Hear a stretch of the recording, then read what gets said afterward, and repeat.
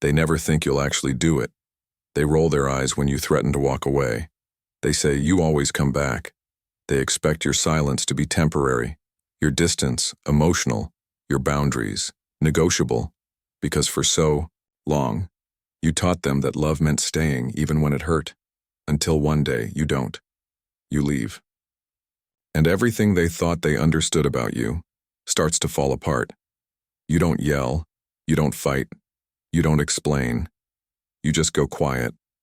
And when you do, something begins to shift, not just in them, but in you. That's the moment Carl Jung would call a confrontation with the self. A breaking of the illusion. Not just their illusion of you, but yours too. The illusion that if you gave enough, waited enough, softened enough, you could make it work. But walking away isn't just a decision. It's a death.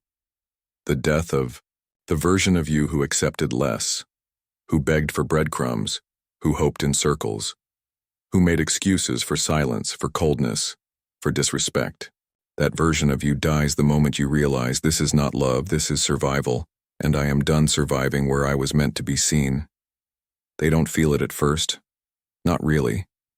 At first they feel confusion, maybe even amusement. You're really going through with it? Then they feel doubt, then ego, then panic. Because something is missing. Not just your presence, but the version of themselves they got to be when you were around. When you leave, you take the mirror with you. And suddenly they're left staring at something much harder. Themselves.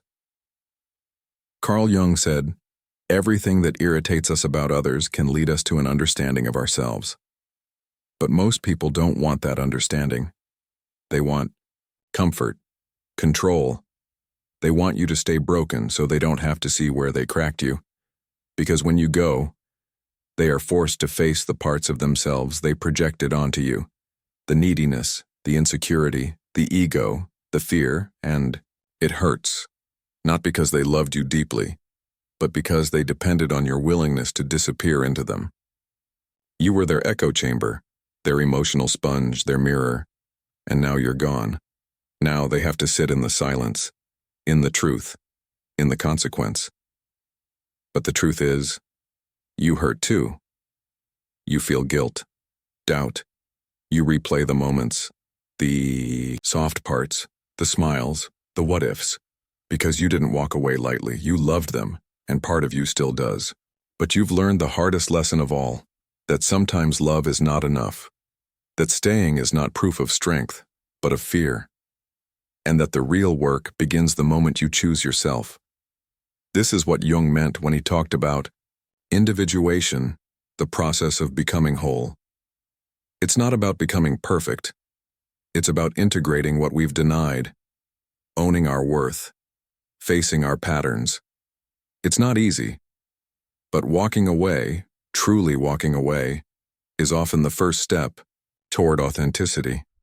Not just with others, but with ourselves. It's not just about them. It never was. It's about the part of you that believed you weren't enough unless you were needed. The part that feared loneliness more than mistreatment.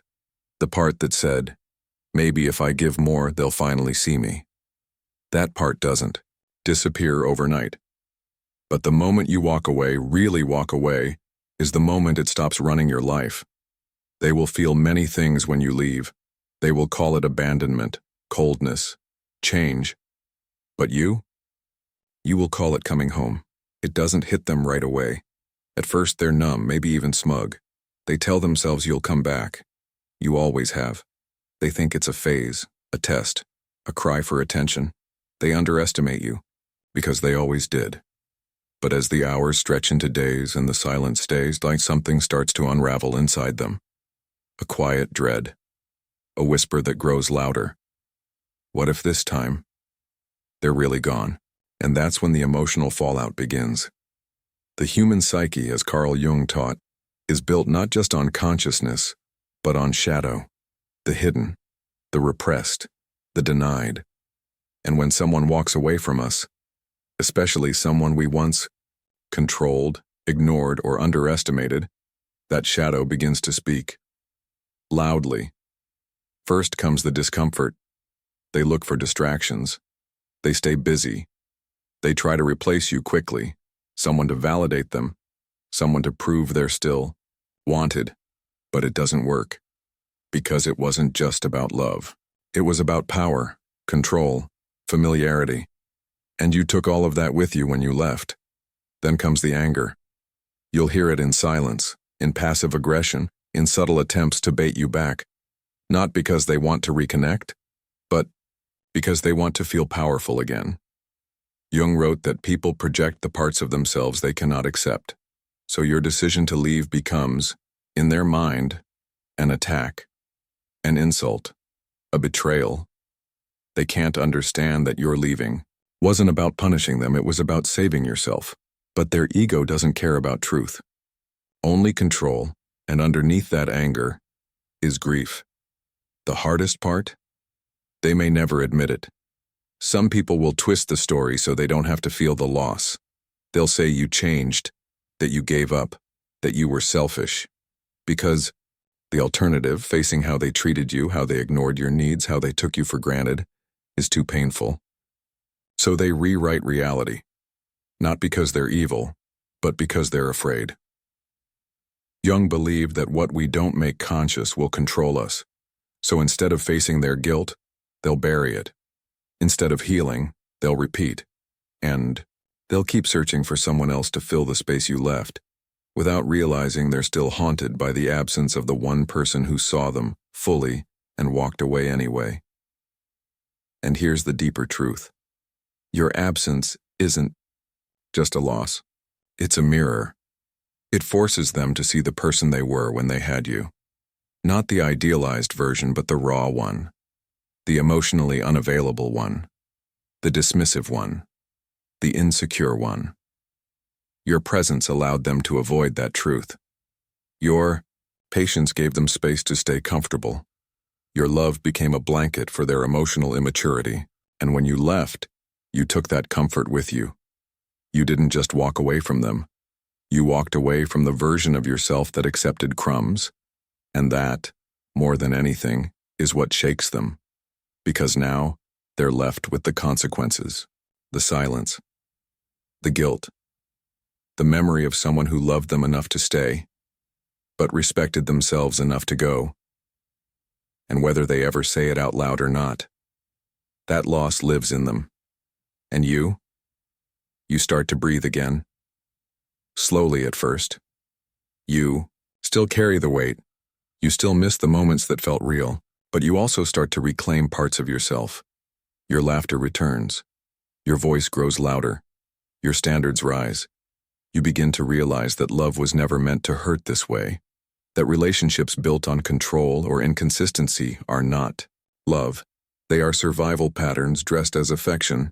And for the first time in a long time, you start to feel whole. Not because someone stayed, but because you left. Walking away isn't weakness, it's wisdom, it's power. It's the moment you stop abandoning yourself to keep someone else comfortable. So yes, people will feel a lot when you walk away, but what you feel afterward, that's freedom. If this story reached something in you, if you've ever had to walk away from someone you loved just to finally find yourself again, don't keep that truth silent. Leave a comment. Share your story. Let someone else know they're not alone. And if this message helped you shift your perspective, if it reminded you of your strength, hit like, subscribe, and share it with someone who needs to hear it. Because healing doesn't begin when they apologize. It begins when you decide that your peace is worth more than their comfort. And you'll never need to explain that to the right people.